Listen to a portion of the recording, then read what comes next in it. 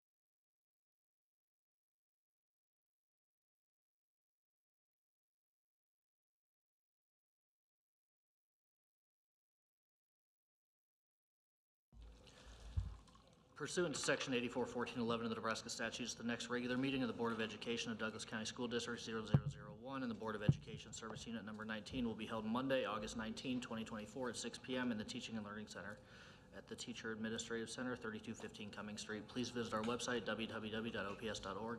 The agenda will be kept current and available for public inspection in the Office of the Secretary of the Board of Education at the Administrative Building during regular working hours. Pursuant to Section 84-1412 of the Nebraska statutes, the public is hereby informed that a current copy of the Nebraska Open Meetings Act is posted in the Teaching and Learning Center on the north wall. Please stand and join us for the Pledge of Allegiance.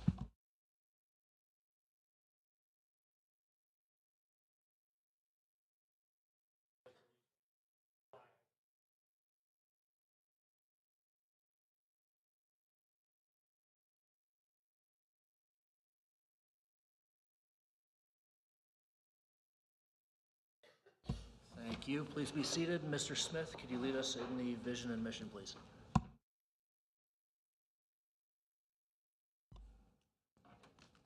The vision: every student, every day, prepared for success. And the mission: to prepare all students for success in college, career, and life. Dr. McFarland, roll call, please. Head. Present. Holman. Present. Juarez. Kratky. Here. Smith. Here. Thielen. Cassidy. Erdenberger. Present. Full. Here. 7 present. Thank you. And both Mr. Thielen and Ms. Cassidy did inform me before that they would both be out of town this evening. If we have any motions to approve absences. I'd like to move to approve the absence of Mr. Teal and Ms. Cassidy. All right, we have a Second. motion to approve. Second by Dr. Holman. All right, any discussion? All right, seeing none, Dr. McFarland, please call the roll. Full. Aye. Head. Aye. Holman. Aye. Juarez. Aye. Kratky. Aye. Smith. Aye. Erdenberger. Aye. 7 aye. Motion carries. Thank you. Moving to Board and Superintendent Communications, Treasurer's Report. Mr. Ryan. Good evening, President Head, Vice President Smith, members of the board, Superintendent Ray.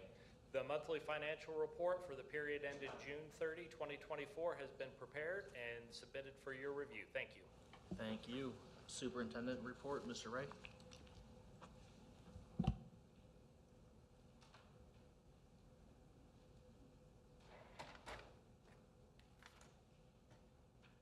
Good evening, President Head, Vice President Smith, members of the board, and our community.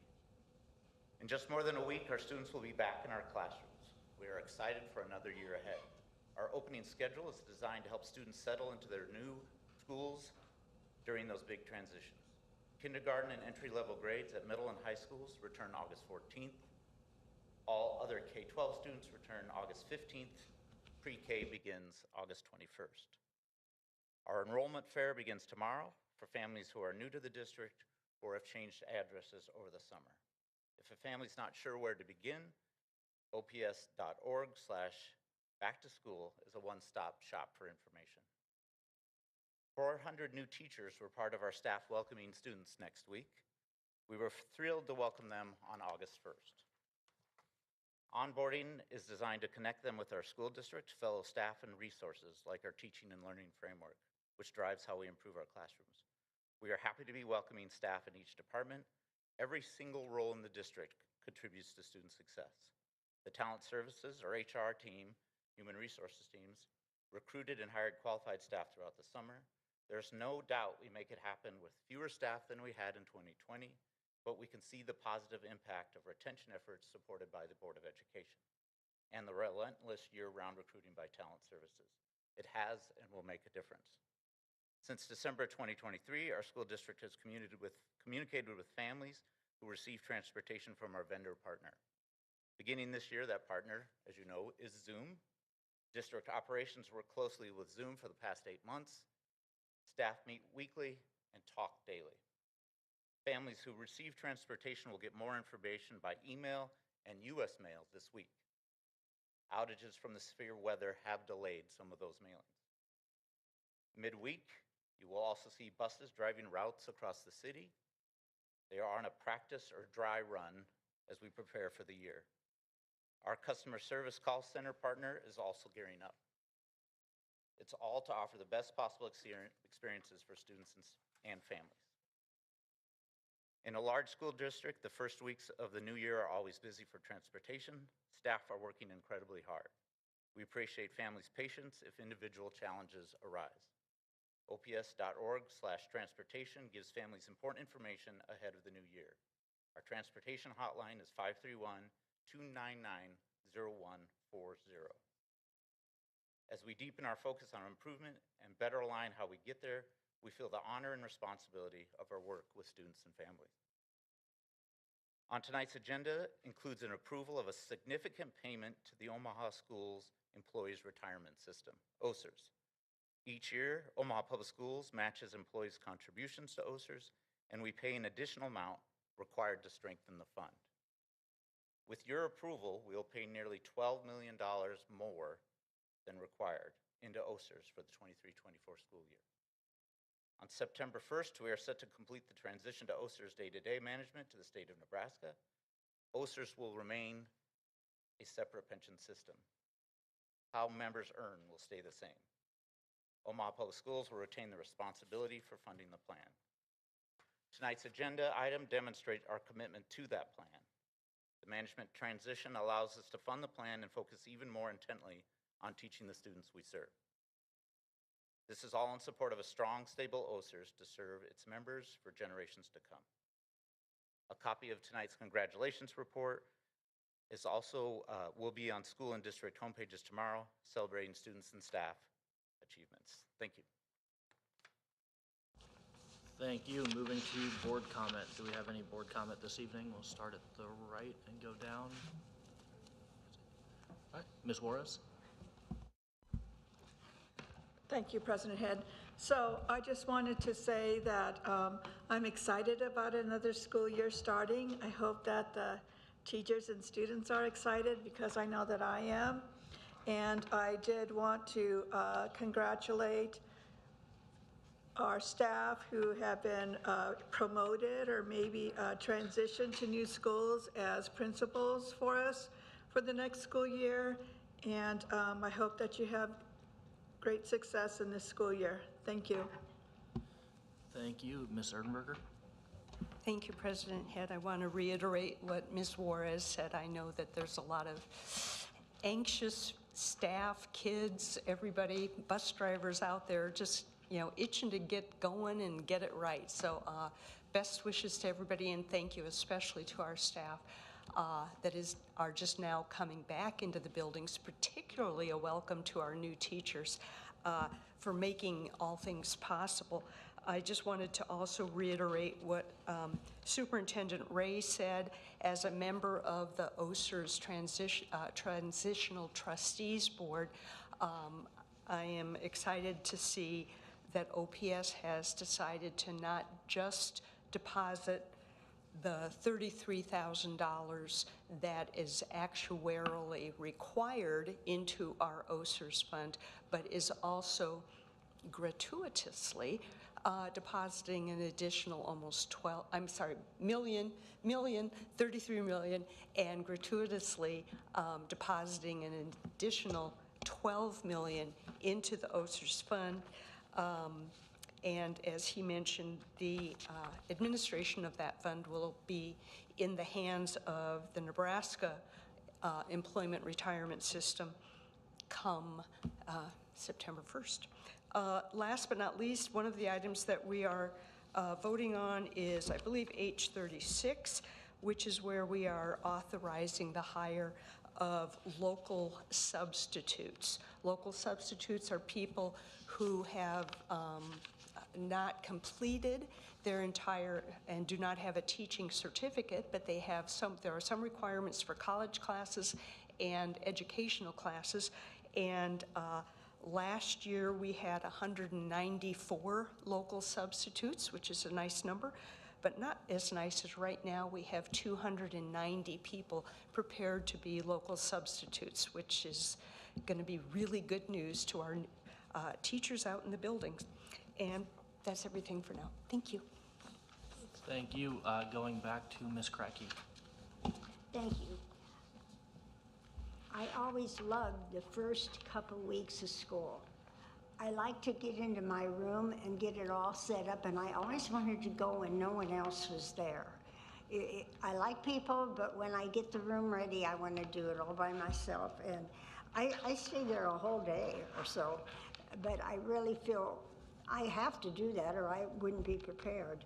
There's something I really want all students to pay attention, little bitty ones and all the way up to high school, and that is drinking fountains. I was a person who had my head shoved into the drinking fountain, and they weren't all capped over like most of them are today. It chipped my teeth in front, and I have forever had to have different caps, different drilling, different things done because of that.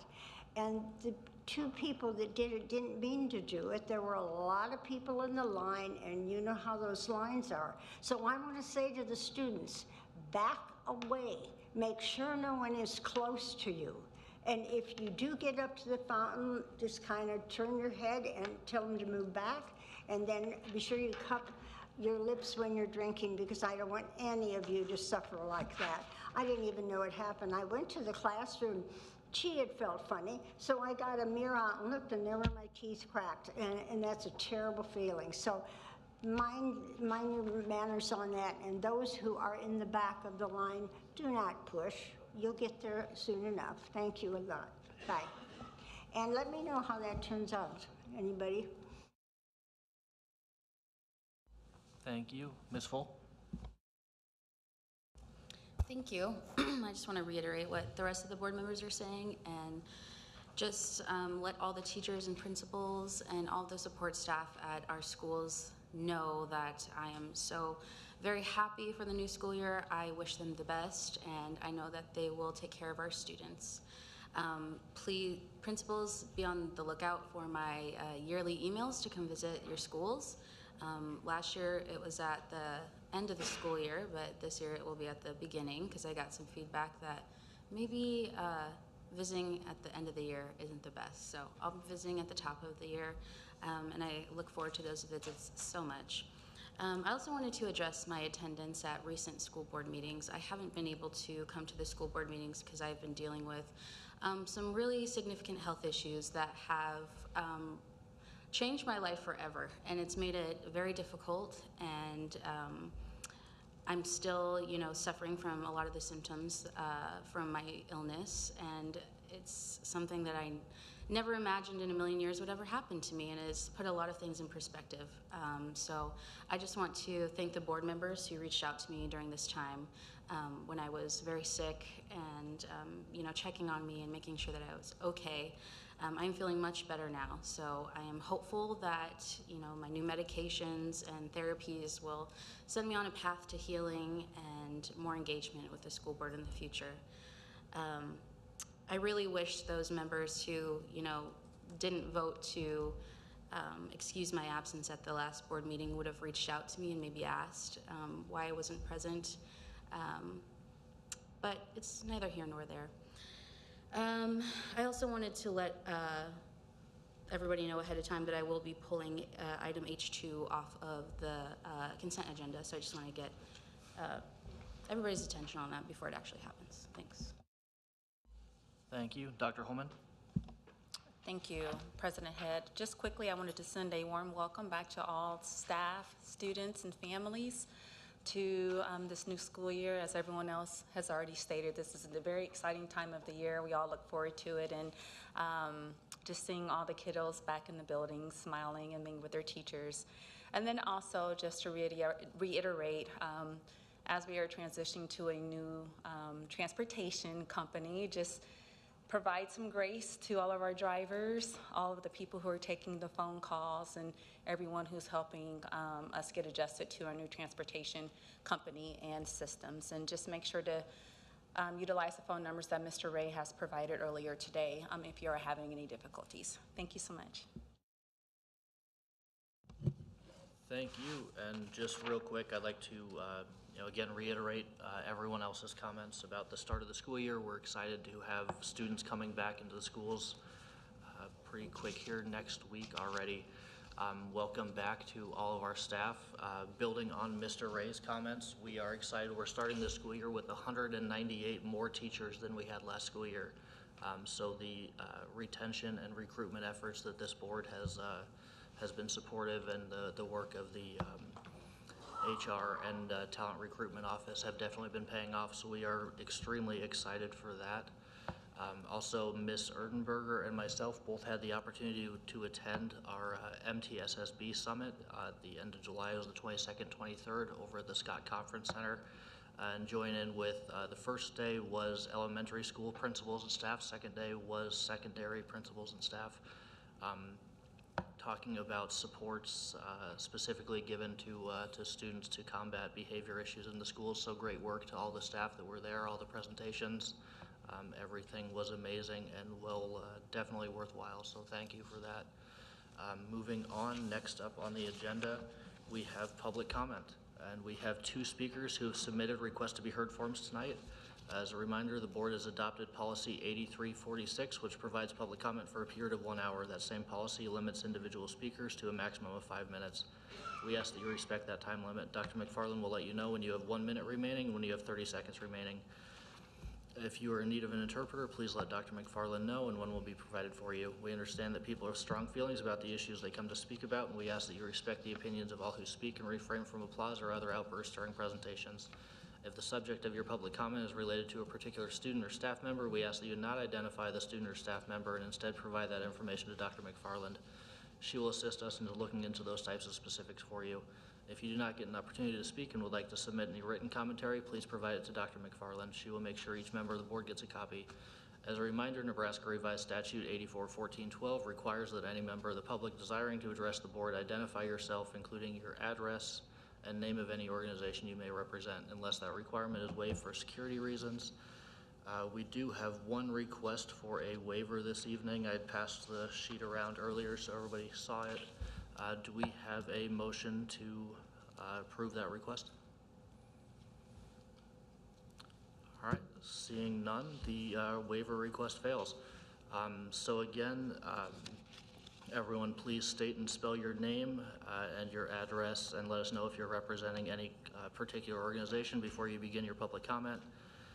In addition, we ask that you remain seated until called to the podium. Please remain at the podium and do not approach the board table. If you have materials to distribute, please let Dr. McFarland know and she will get them from you. It is now 6:19 p.m. and our first speaker is Michaela Kaiser. Good evening. My name is Michaela Kaiser, Michaela Kazor, and my address is 11619 Grand Avenue, Omaha, Nebraska 68164.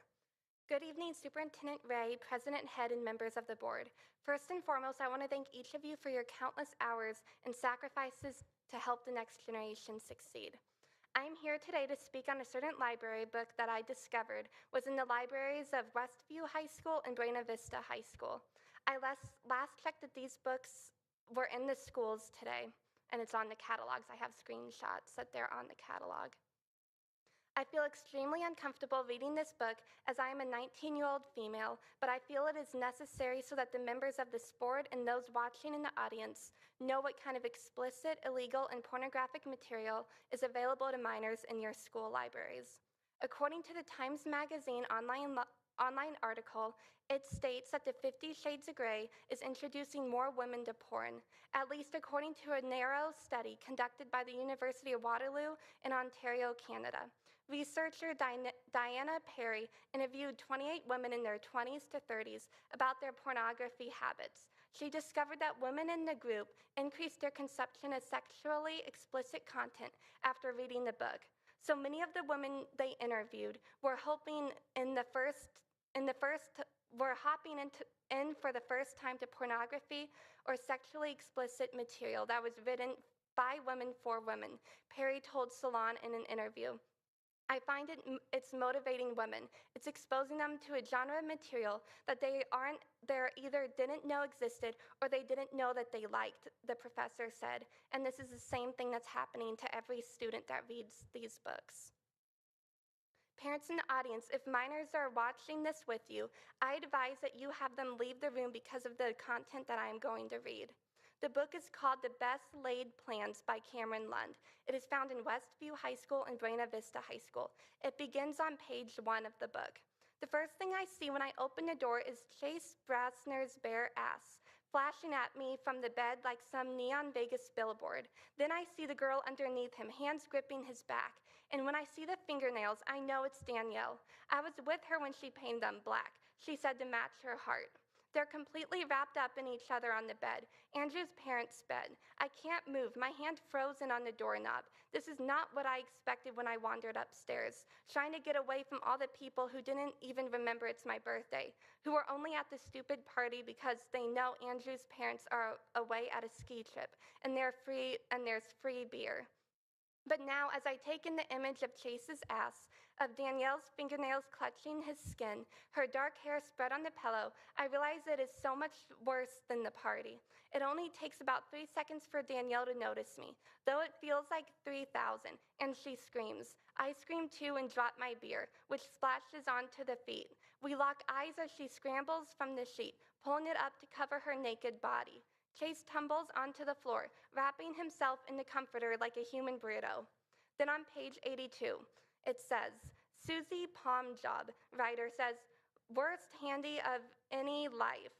Worst handy, Chase said, kind of redundant. I mean, any hand job is pointless, isn't it? Like I've been touching my junk for 18 years. I know what I'm doing. Any chick that tries is set up for failure. Sometimes hearing the guys talk like this makes my anxiety spike. It's like they think a girl is expected to be a pro the first time she ever sees a penis. I hate that I'm not brave enough to tell them that they're idiots. But this is worse, writer says, like when she was squeezing out a washcloth. She has sandpaper hands, a sand job, Edwin adds. 1 minute. Aren't we past the age of hand jobs anyway? Chase says hand jobs were cool in middle school. Like in 8th grade, I was super stoked if a girl went anywhere near there. But at this point, I'm over it. I'd rather just do it myself. Mouth or nothing, Simon says, like he has any right to decide. I'd use my own mouth if I could, Chase says, do it yourself. All right, David Blowy, Andrew says, keep the details to yourself. Would you rather, Edwin says, get a sand job or blow yourself? 30 seconds. Depends who the sand job is from, Chase grins. I take a sand job from Danielle. And then it continues, and there's another page on page 282 where it goes into explicit description of sexual activities. Thank you. Thank you. Our next speaker is Justin Riddle.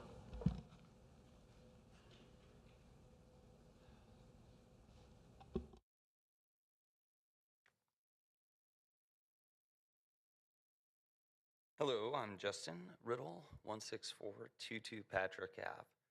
I'm curious if anybody here saw the Secret Service or the FBI interviews that they basically sat there and didn't answer a question, didn't know anything. It's happened with the university professors, it's happened with the social media giants. That's what they do. They sit there and they pretend they don't know anything. Well, it's a little worse here in Nebraska. So Ms. McFarland over there has decided again that she wants $700 from my wife to fill a Freedom of Information request. She asked me for $1,600, and this is what she gave me: fully redacted black pages, over 100 pages. Okay, now she wants $700 from my wife to, I'm not sure, provide the same information, because we keep saying, well, we'd like to see what you've done so far, but she won't let us see the free work they've done, which she says is 6 hours worth, but they've provided nothing, okay? Now, you guys have been dealing with this for a while, and it's only gonna get worse, because finally, the public is paying attention, and this post I put up with all this information got 460,000 views in 5 days, right?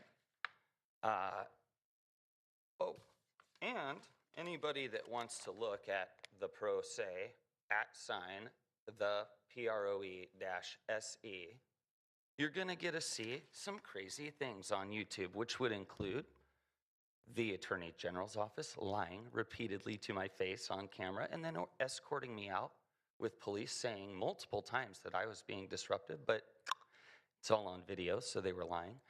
The Nebraska Ombudsman's office refusing again, just like they did in the Charter West Bank situation, which again, I own charterwestbank.com because the truth comes out when you're in front of the Supreme Court, and I won. These folks here, now they refuse after, how many times have you ever gotten your request filled? Never. Have you guys ever filled a request? Do we know how you figure out these books, for example? Do we know how you decide whose address you're going to tell or not? Do we know about that old curriculum that you guys hid away and got rid of the old superintendent for? What do we know? Nothing. And now the beauty is, with the assassination attempt of Trump, everybody sees exactly who's in charge, which is people who are professional liars and people who avoid. The fortunate thing is again, if you check out my YouTube page, which is getting a lot of traction, you're going to see, well, mostly not you guys, because you're all irrelevant in this situation, other than the fact that you're in charge of our kids and doing constantly the wrong thing, trying to extort money out of district parents just to answer questions which you seem to be unable to do, right? But who does matter is people like the Nebraska Ombudsman's office, who has one job. What is that job? Investigate government agencies. So when everybody else fails, including the Nebraska Attorney General and the Ombudsman, who also is on video saying, "Sir, you're being disruptive." I'm sorry, I'm sitting here. I'm talking like this. Disruptive. Remember when you guys had me escorted out for being disruptive? That was amazing. That was the beginning of me finding that every single person with authority uses the cops to escort people out. Lots of you guys were around here back then. 1 minute. But that was my first experience with it. More recently, they had 3 Capitol Police officers take me out from a sitting position where I was talking in this tone because, gosh, I'm being just a little bit too aggressive by asking a question that no one will answer. Never in anyone's life have they tried to hide a good thing.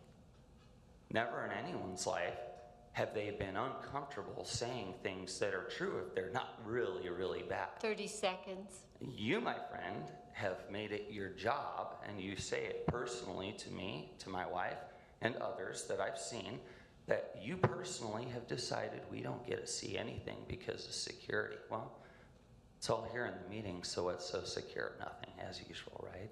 I'm talking soft so you guys don't call the cops. These guys know me by now, but who knows who you have showing up, right? Right. So I hope everybody checks it out because I'm Time. beyond.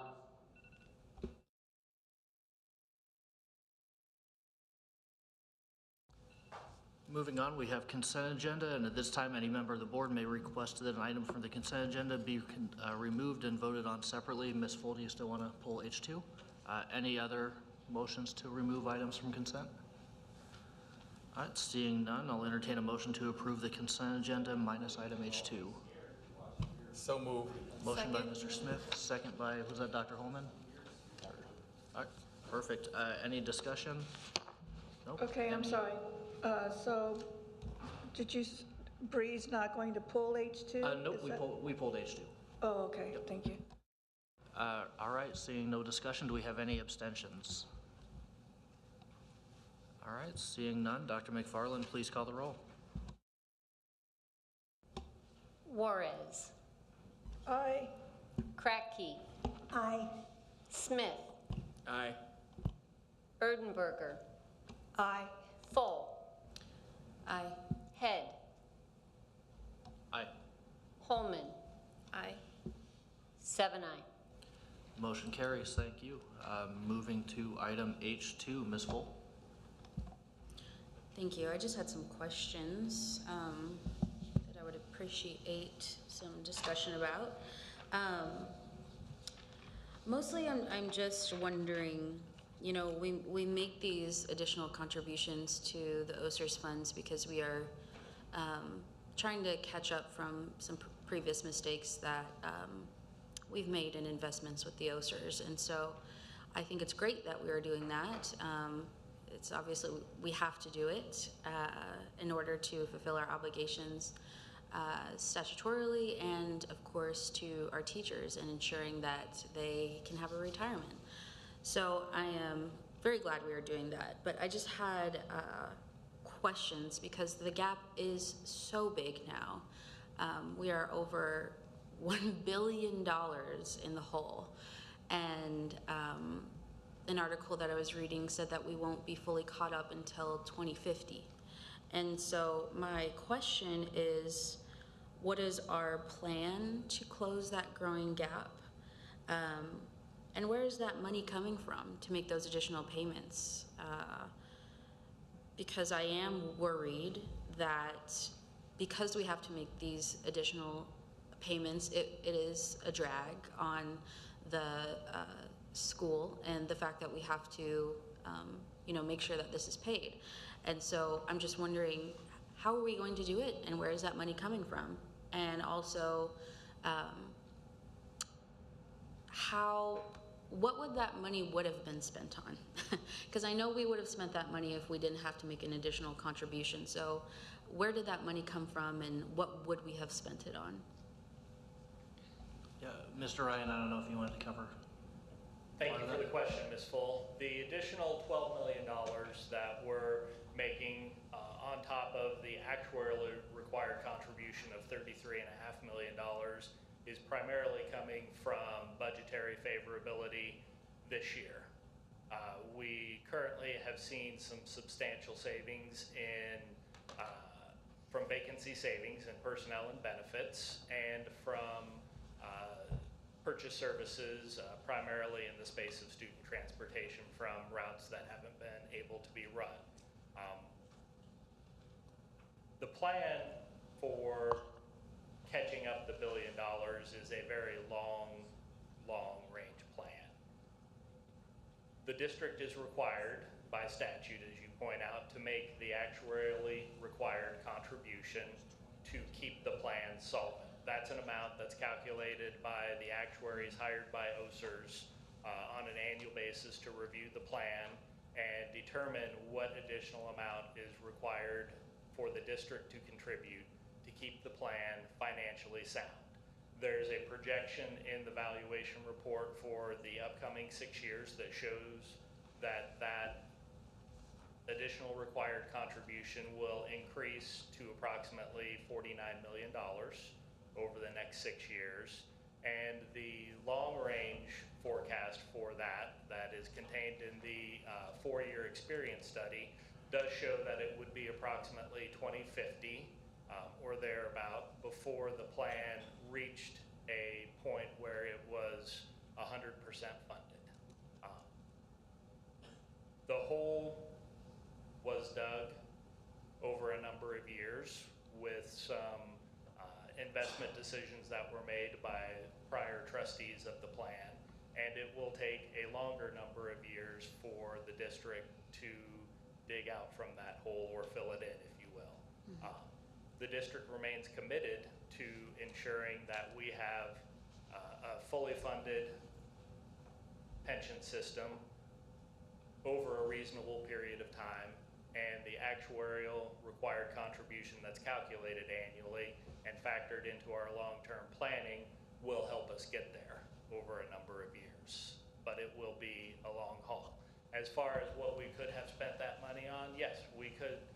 That money could be used to fund additional initiatives, additional staff for the district.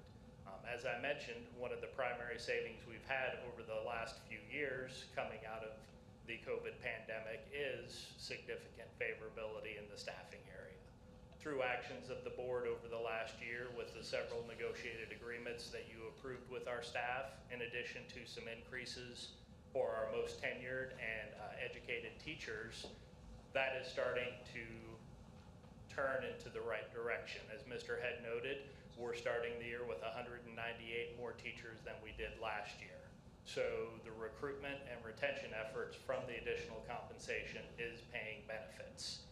We will have to be diligent in future years' budget to ensure that we are able to continue to build on that momentum, to add staff in the appropriate places, and to be conservative when we decide to initiate new programs or identify programs with funding that could be reallocated towards those strategic plan of action goals or significant district initiatives. Okay, thank you. So the reason we were able to make those larger payments this year is because of the cost savings we experienced with some of our employees within transportation and our teachers. However, well, at least hopefully in the future, we won't have those savings because we will be fully staffed. Our transportation will be providing reliable busing services to our students.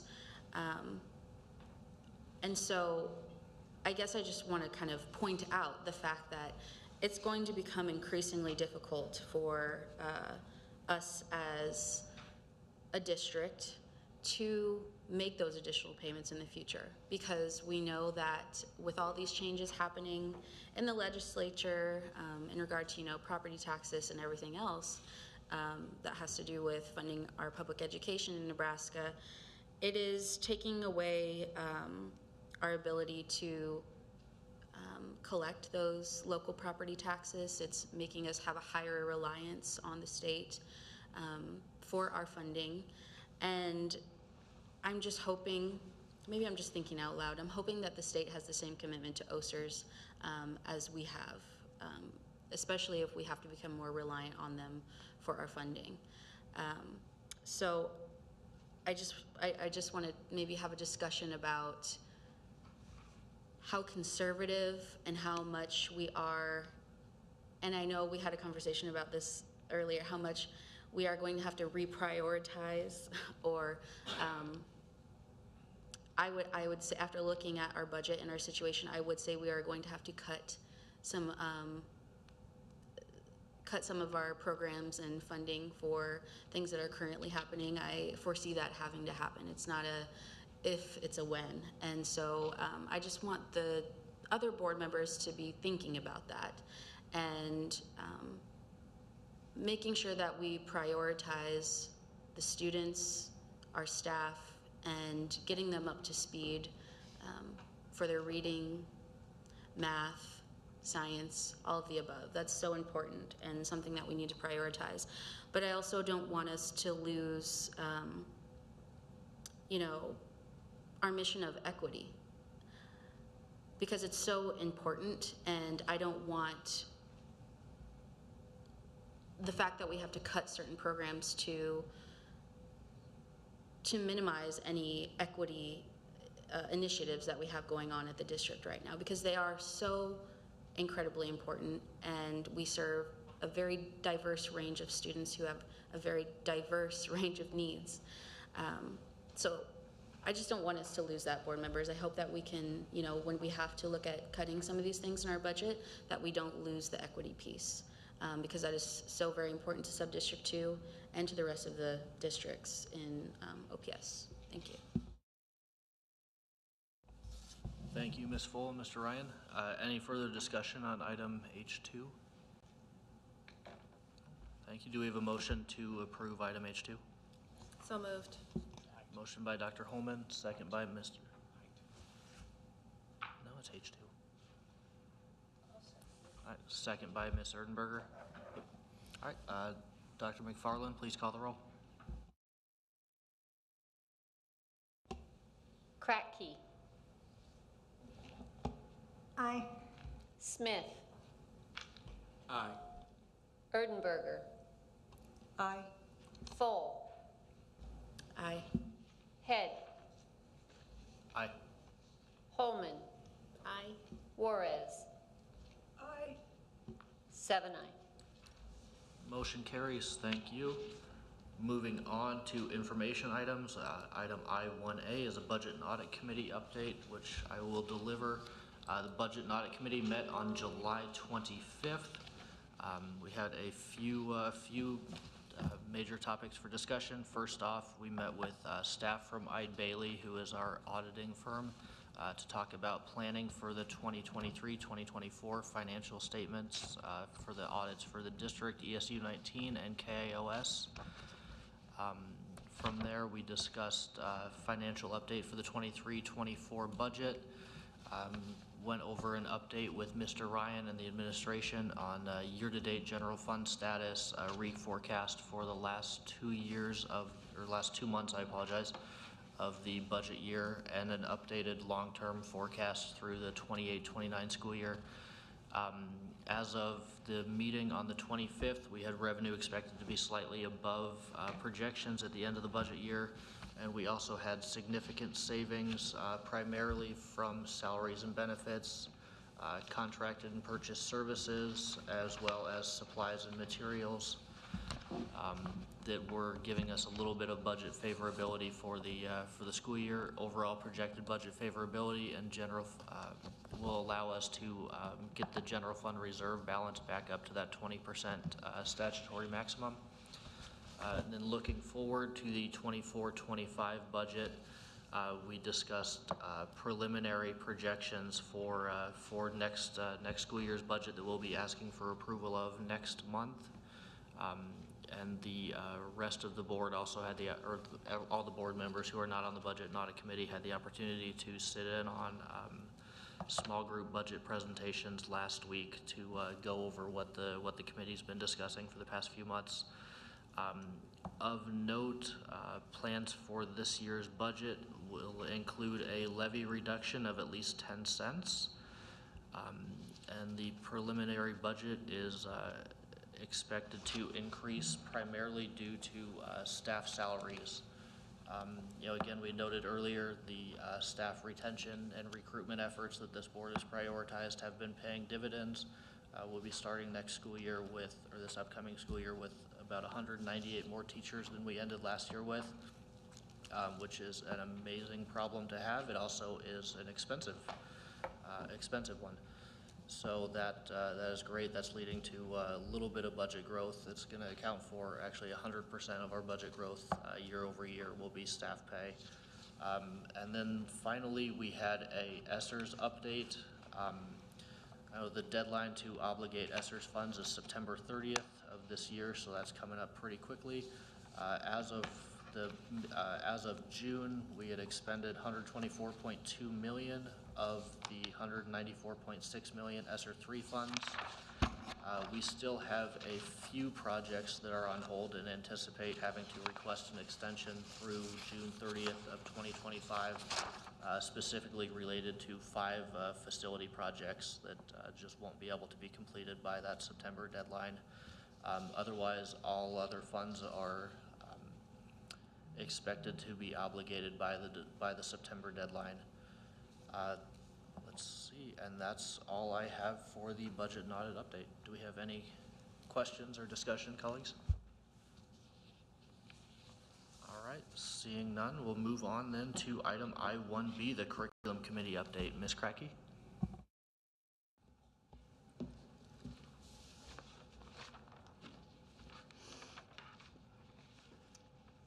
On August 5th, that was earlier this afternoon, the curriculum committee meeting met.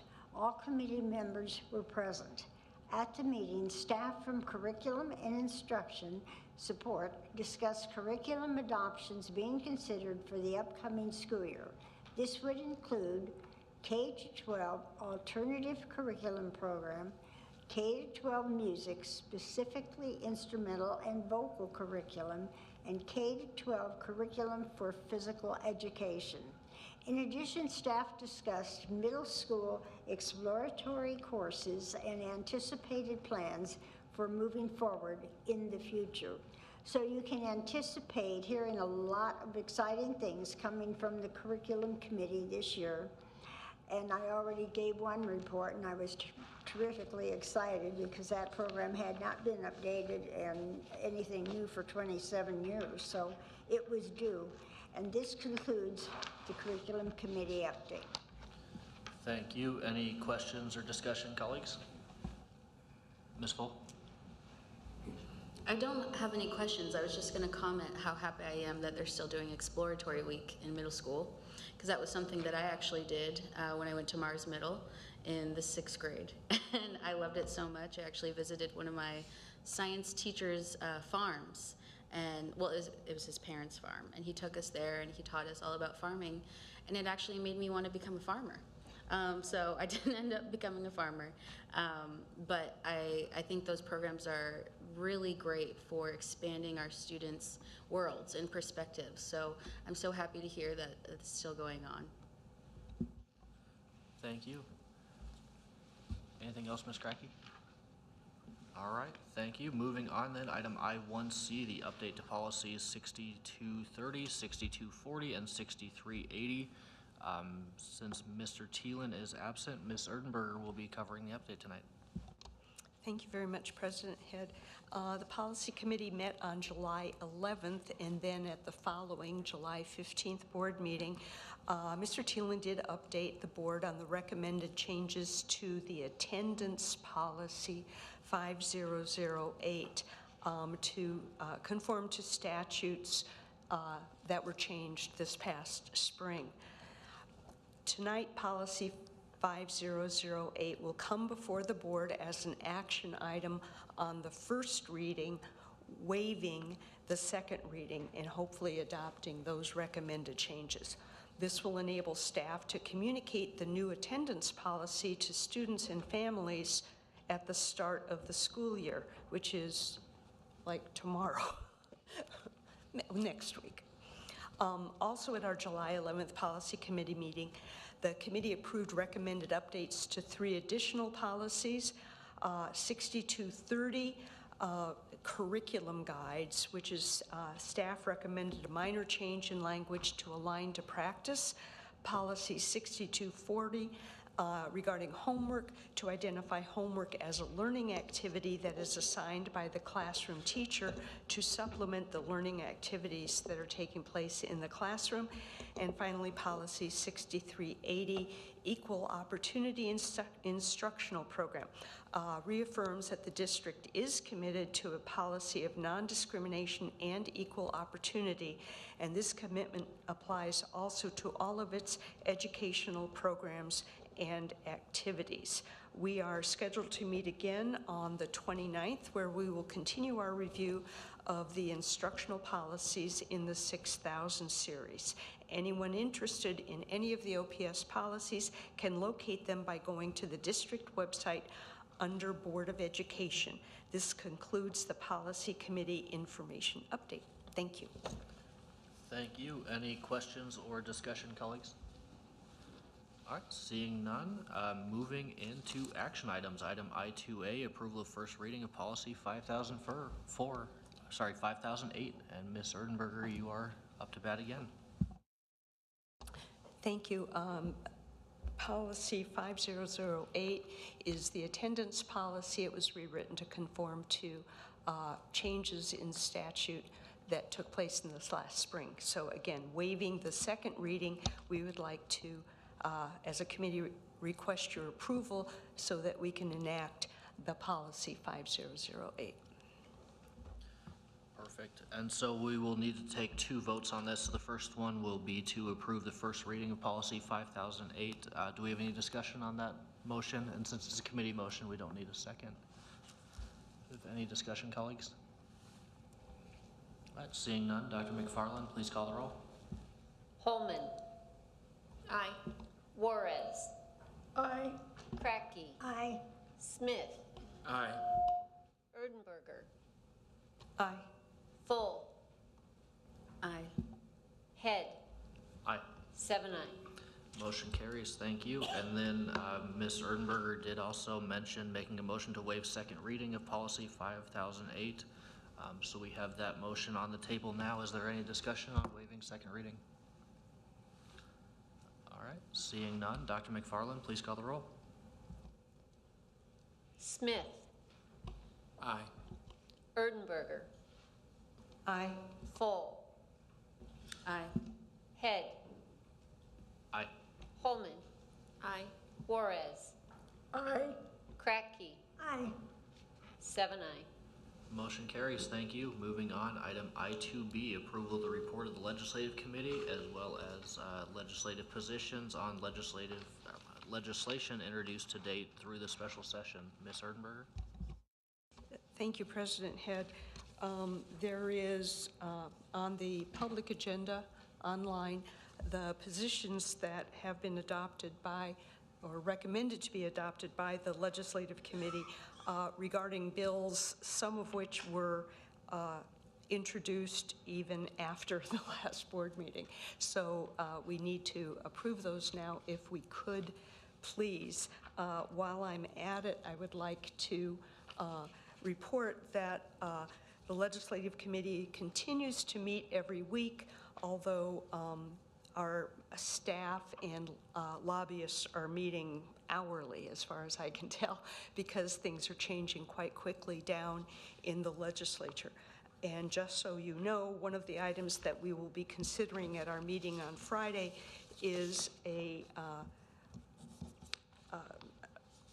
position articulated by one of our fellow board members that is quite eloquent in identifying the issues that we are struggling with in Lincoln, specifically the fact that the laws that we've had, the statutes, the bills that we've had to look at so far really create a shifting in the source of funding, and rather than using some of the new and some existing tools that could be used to give property tax relief.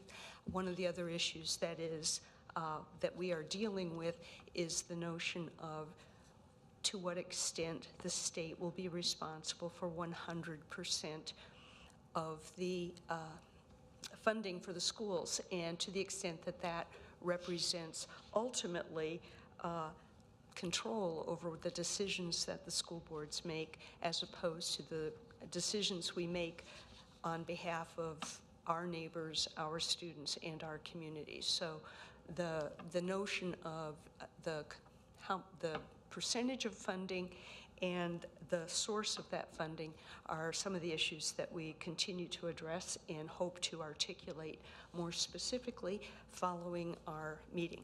But for now, let's just approve the positions that were identified with respect to the current bills. All right, we have a motion to approve the legislative positions recommended by the committee, and again, the matrix is attached to the agenda online. Do we have any discussion? Ms. Full? Thank you. I just had a question about LB 57. I was hoping maybe you could speak to it a little bit more and our rationale for opposing it. Because I read it and I'm confused why we would oppose something like that, so.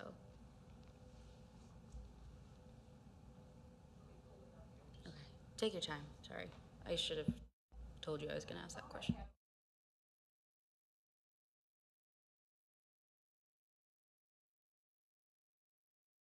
On staff to come up here anyway, so staff. It's what? Oh. Allow claims involving death, child abuse, or sexual assault of a child under the Political Subdivisions Tort Claims Act and state. Yeah, that one. Okay. Well, for starters, that bill, as you know, was in an earlier iteration considered in the most recent legislative session, and I believe the position we took at that time was in opposition. So this is really a restatement of that particular position, but I will have staff tell you why. So Would you please- LB 25 was the previous position. It was substantially similar. There may have been 1 or 2 tweaks on 57, but substantially similar, and the board took a position of opposition on LB 25, so this position would be consistent with the previous position of the Board of Education. Generally speaking, in order to pay for judges, it lowers the standard by which the Board of Education would be held liable for actions of third parties. So currently, the Board of Education is liable for what I'll call deliberate indifference under Title IX in 1983. And so any actions of, we'll say, your employees that we knew about or were deliberately indifferent to, we should have known about, maybe it'd be a better way to say that, those things we would still continue to be liable under current law. Then the Mosier case basically said that the general liability standard under tort law was something that you couldn't hold third parties, so an employee that's acting on their own, that's grooming, that is intentionally going out after a child, that individual is acting on their own, unless we can prove that the school knew about that situation, that they wouldn't be liable under the Mosier standard. So this would be a restating of Mosier into the law, and it would increase potential exposure and liability for the school district, increase insurance premiums, things like that. Obviously, these third-party actors are predators that do horrible things to children. The question is, at what point does that cross over to the district's liability and responsibility? I think reasonable minds can disagree where that happens at, but it's a legal standard that we're talking about, and it would be a changing of that legal standard. Thank you. Thank you. Any other further discussion, colleagues? Ms. Full? Separate question. About the stance that we took on Senator Hughes' bill. I understand that we could potentially move to a support, what do you call it, stance, if they change some key things in the legislation. Do they ever end up making those changes, or?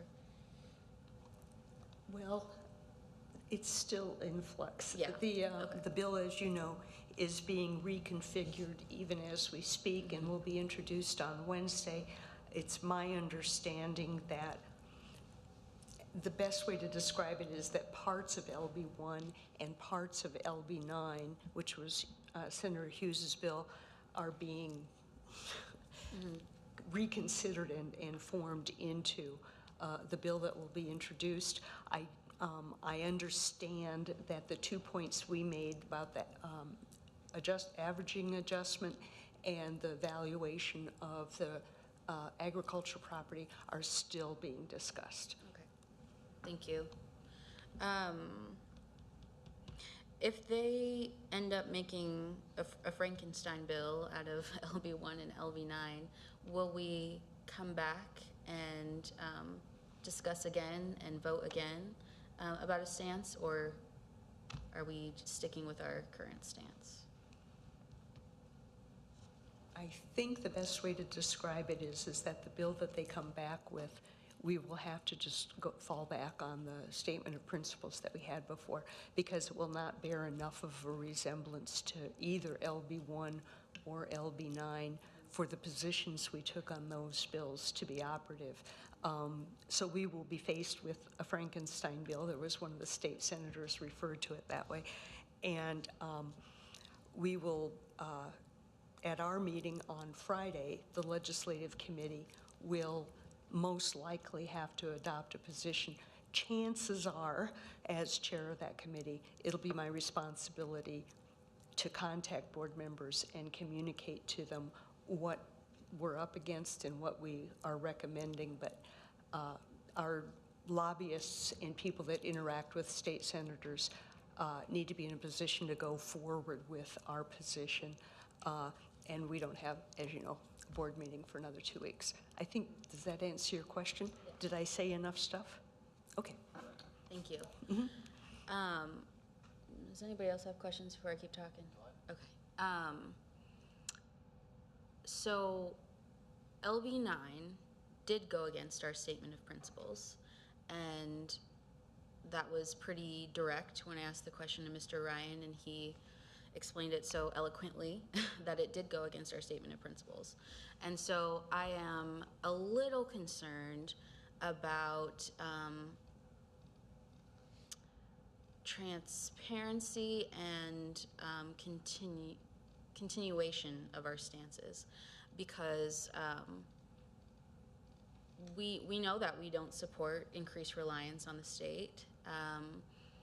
Yeah, that was an LB9, and it's also obviously an LB1 in different forms and ways. And so I guess I'm just kind of hoping that it will come before the board again, just in case. You know, there's going to be lots and lots of changes. I've already heard of, you know, some different tax exemptions that they're taking out and whatever else. But it is going to change. I would guess it would change significantly. So whether that's, you know, you having a conversation with the board members to keep us updated, but also letting our lobbyists know that we do not support increased state reliance, and making sure our lobbyists don't lobby for that at the legislature. So in whatever bill, in whatever form it comes in. That's a fair comment. Thank you very much. Yeah, I think one of the problems that we are faced with right now is almost inevitably whatever bill comes out is going to increase state funding. And at this point, we're arguing about percentages. I will, on the committee call, reiterate that, of course, we don't want to increase state aid. I'm not sure that even opposing it, I mean, that ship has sailed, train has left the station, a cow has left the barn, for your farmer analogy. But yes, definitely, I totally recognize that that is our preference. And the question is, do we oppose the bill if we manage to get some of the other parts changed that need to be changed? I recognize that there's that dichotomy. There's things that we think we can still make changes to, and something that we're pretty sure we're not going to be able to change. And so does that result in opposing the bill? But I completely understand, and I think we are all in agreement, that increased reliance on state aid is problematic. As you know, there were a couple of state senators here at our last board meeting, and one of them was asking Ms. Juarez and I, what's the problem with 100%? You know, don't you want 100%? And the answer was, you don't invest in only one stock. I mean, the point is, diversity is always a good idea. So we will continue to push that as best we can. Thank you. Thank you. Any other discussion, colleagues? All right, seeing none, we have a motion by the committee to approve the recommended bill positions. Dr. McFarland, please call the roll. Erdenberger. Aye. Full. Aye. Head. Aye. Holman. Aye. Juarez. Aye. Kratky. Aye. Smith. Aye. 7 aye. Motion carries. Thank you. Moving on, we have 2 receipt reports this evening. Item J1, the Head Start Monthly Board Report for June and July 2024. And item J2, the Head Start School Readiness Report for 2023-2024. Moving to closed session, Mr. Smith for a motion. I move that the Board of Education go into closed session for the protection of the public interest and for the prevention of needless injury to the reputation of individuals, to discuss with the superintendent, secretary to the board, Shane Ryan, and legal counsel pending litigation and legal advice. All right, we have a motion to go into closed session. Do we have a second? Second. Second by Dr. Holman. Any discussion? Seeing none, Dr. McFarland, please call the roll. Toll. Aye. Head.